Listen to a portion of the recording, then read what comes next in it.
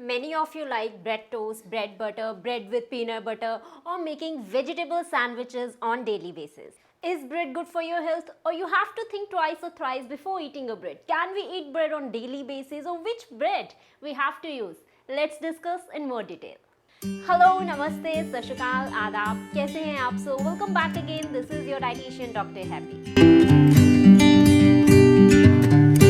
Breads में आपके carbohydrates बहुत अच्छी अमाउंट में प्रेजेंट होते हैं, लेकिन वहीं पर अगर हम प्रोटीन, फैट्स, विटामिन्स और मिनरल्स की बात करें तो वो आपके ब्रेड में ज़्यादा अच्छी अमाउंट में प्रेजेंट नहीं होते। क्या सारे ब्रेड सेम होते हैं? नहीं, सारे ब्रेड सेम नहीं होते। Bread is one of the oldest prepared food by human. अगर आप थोड़ी सी रिसर्च करते हैं तो आपको मालूम चलेगा कि ब्रेड बनाने की शुरुआत 30,000 साल पहले यूरोप और ऑस्ट्रेलिया जैसे देशों ने कर दी थी, और उस टाइम पर bread one of the most staple food of maximum part of the world.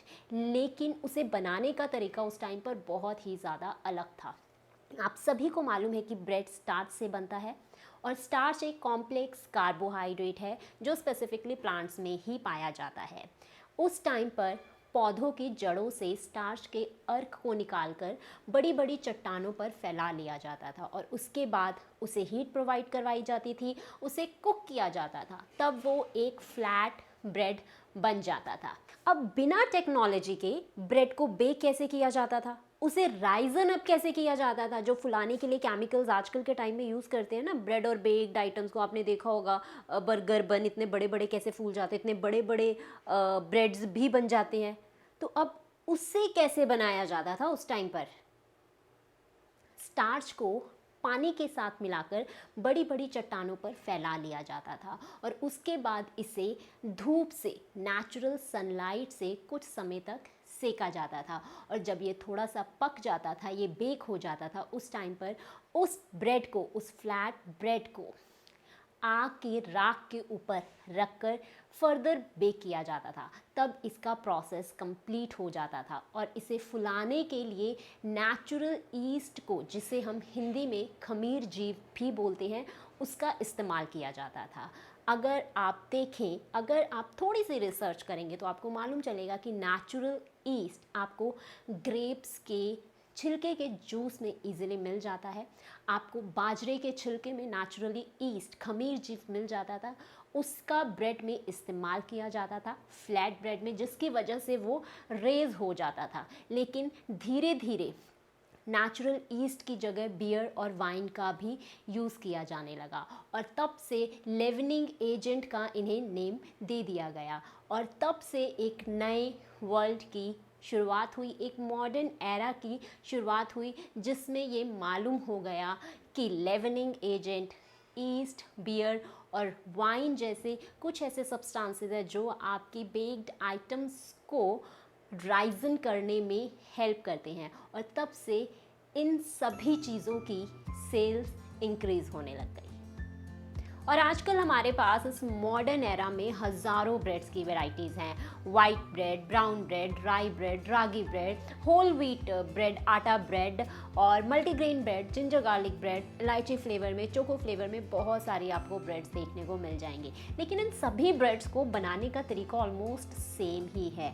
ज़्यादातर ब्रेड्स में मैदे को इस्तेमाल किया जाता है, एडिटिव्स का इस्तेमाल किया जाता है, इनकी ब्लीचिंग की जाती है, पोटेशियम ब्रोमेट और क्लोरीन ऑक्साइड गैस से इनकी ब्लीचिंग भी की जाती है, ताकि ये आपको देखने में बहुत साफ़ सुथरे लगे, और उसके बाद हम इन्हें ईजिली कंज्यूम भी कर सकें। और इनकी शेल्फ लाइफ को इंक्रीज़ करने के लिए प्रिजर्वेटिव्स को भी इनमें डाला जाता है, और उसके साथ ही ये हम ईजिली खा सकें। कई ब्रेड देखे आपने बहुत ज़्यादा सॉफ्ट होते हैं, जब आप उन्हें मार्केट से लेके आते हो वो बहुत ही जल्दी टूटते हैं, तो उनमें सॉफ्टनेस को भी डाला जाता है। मोटी मोटी बात ये है कि आजकल ब्रेड्स में बहुत सारे केमिकल्स को इस्तेमाल किया जाता है, और ज़्यादातर इनमें कमर्शियल ईस्ट का इस्तेमाल किया जाता है, जो ड्राई है, बेसिकली फैक्ट्रीज़ और इंडस्ट्रीज़ में बनता है। और जो आपको ब्राउन ब्रेड दिखता है, जो आप सोचते हैं कि बहुत ज़्यादा हेल्दी होता है, उसमें और दूसरे ब्रेड्स में यही फ़र्क होता है, जो ब्रेड ब्राउन नहीं होता है। नॉर्मल ब्रेड्स में ग्लूकोज और सुक्रोज का इस्तेमाल किया जाता है, जो सफ़ेद रंग की होती है, जिन ब्रेड्स में आपको सफ़ेद देखने को मिल जाता है, और जो हल्के से डार्क कलर में होते हैं उनमें फ्रक्टोज को इस्तेमाल किया जाता है, उसे हीट किया जाता है। जब हम फ्रक्टोज को हीट करते हैं तो वो ये ब्राउनिश कलर हमें देके जाती है। ग्लूकोज को हीट नहीं कर सकते, लेकिन जब हम सुक्रोज को हीट करते हैं तो वो हमें ऑरेंज रेड कलर का मिक्सचर देके जाती है। इसीलिए ब्राउन और जो मल्टीग्रेन ब्रेड है उनमें फ्रक्टोज का इस्तेमाल किया जाता है। और इन सभी ब्रेड्स की अगर हम देखें तो सारे के सारे केमिकल से ही भरे हुए होते हैं। और अगर आपको फिर भी ब्रेड्स खाने पसंद हैं तो आप इन्हें घर पे बनाइए। ढेरों सारी रेसिपीज़ हैं जो आपको देखने को मिल जाएंगी। और अगर आपके पास इतना टाइम नहीं है कि आप इन्हें घर पे बना सकते हैं तो आप ध्यान रखें कि आप हफ्ते में 1-2 या maximum 3 bar in commercial breads का इस्तेमाल करें। इससे ज़्यादा इस्तेमाल ना करें, बिकॉज इनमें सोडियम कंटेंट बहुत ज़्यादा हाई होते हैं। माइक्रोन्यूट्रिएंट्स इनमें से निकाल लिए जाते हैं। Baking soda, baking powder which is sodium hydrogen carbonate, बहुत सारे केमिकल्स इस्तेमाल किए जाते हैं। तो मोटी मोटी बात अब ये निकल कर आती है, ब्रेड से प्यार है, घर में बना के खा लो।